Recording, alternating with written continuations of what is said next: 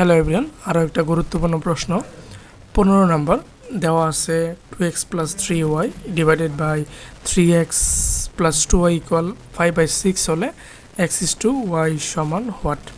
তাহলে প্রশ্নে দেওয়া আছে যেটা 2x plus 3y divided by 3x plus 2y equal 5/6।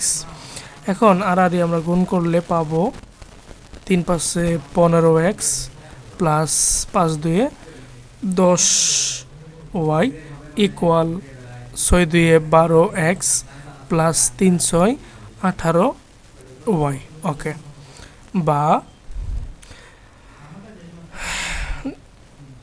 বিয়োগ করলে পাওয়া যাবে হলো এই পাশে আছে 12x, তাহলে 3x, আর এটা যদি আমরা ডান পাশে নিয়ে আসি তাহলে পাওয়া যাবে হচ্ছে 8y। আমাদের প্রশ্ন কিন্তু বলছে এই x ইস টু y, তাহলে আমরা এটা বর্গাংশ করে লিখতে পারি x divided by y equal হচ্ছে 8 ডিভাইডেড বাই 3। এখন বর্গাংশকে অনুপাত আকারে লেখা যাবে, তাহলে x ইস টু y সমান হবে 8 ইস টু 3। এটাই আমাদের নির্ণয় অ্যান্সার।